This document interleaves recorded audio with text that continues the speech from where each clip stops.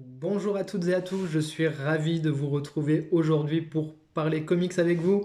Aujourd'hui, on va parler de ce titre de Garth Ennis qui est sorti chez Black River Comics. Black River Comics sont arrivés sur le marché du comics en France en 2022.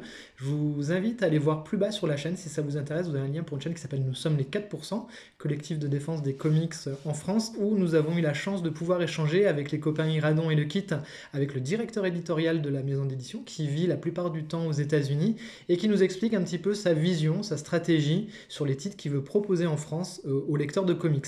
Donc là, il nous propose un titre mature, un titre de Garth Ennis, donc un auteur quand même connu et reconnu dans le milieu des comics, un grand monsieur, hein.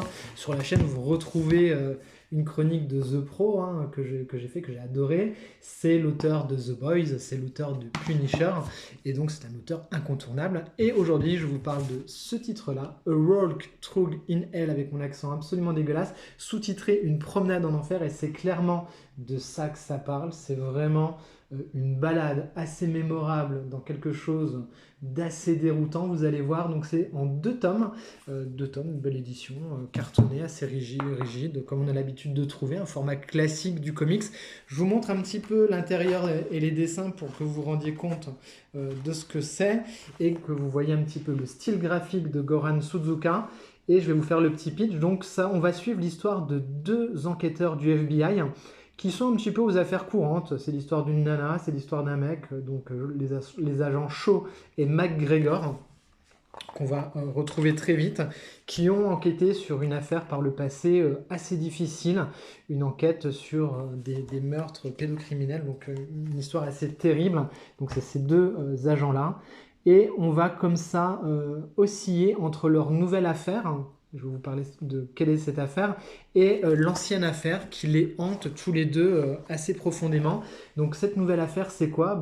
Comme c'est résumé derrière, c'est de façon un petit peu drôle, c'est l'histoire de deux types du FBI qui entrent dans un entrepôt, et c'est un petit peu ça, c'est l'entrepôt, c'est le titre de ce tome 1, donc ce grand entrepôt, comme ça, où on les voit entrer dedans, et là, ils vont avoir affaire à quelque chose de assez dingue, ils vont se confronter finalement à l'horreur pure. Il se passe des choses incroyables dans cet entrepôt.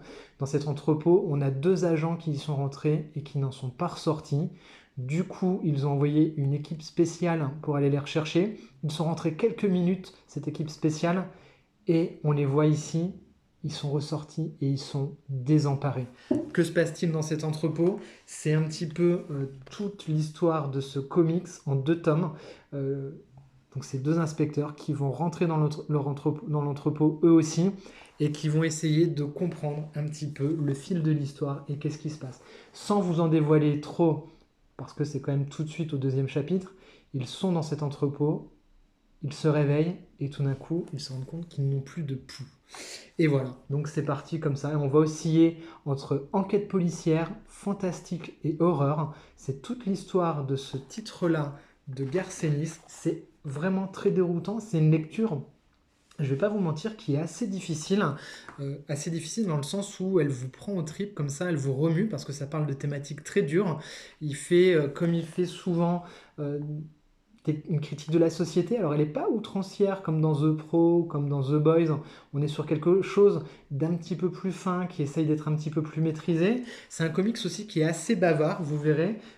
Ça tchatche pas mal, il faut bien s'accrocher pour suivre entre les différents personnages et les allers-retours comme ça entre les différents moments, l'ancienne enquête et le présent, de raccorder un petit peu tous les fils et d'essayer voilà, de faire le lien de tout ce qui nous est raconté. Je pourrais résumer ça en disant que Garth Ennis fait une espèce de chronique du mal contemporain qui nous ronge. La couverture du 2 elle est absolument magnifique avec cette cathédrale là comme ça, avec cette vue plongeante qui est assez dingue. Et donc voilà, Garth Ennis c'est une espèce de chronique du mal contemporain qui ronge nos sociétés, qui ronge les êtres humains qui habitent ces sociétés.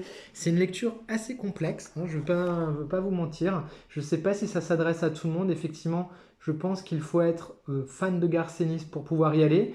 C'est un récit qui peut être considéré comme peut-être un peu plus mineur par certains, mais ça n'empêche que c'est un récit qui personnellement, moi, me hante un petit peu, reste dans ma tête. Vous voyez, il y a cette partie un petit peu horrifique qui peut faire penser à ce qu'on voit dans certains mangas. Donc voilà, c'est pas un récit anodin, mais c'est un récit assez complexe. Il n'est pas, voilà, il n'est pas donné à tout le monde ce titre-là. Donc dites-moi vous en commentaire si vous avez lu ce titre, si vous aimez Garcenis, parce que bon, quand même, Garcenis, ça reste un grand mec, mais tout le monde n'aime pas ce qu'il fait. Et je suis curieux d'avoir vos retours sur ce titre. En tout cas, la vidéo est maintenant terminée. Si elle vous a intéressé, vous pouvez mettre des pouces en l'air, vous pouvez la partager et surtout commenter pour qu'on puisse échanger tous ensemble. Et moi, je vous dis à très vite pour une prochaine review. Bye bye les amis.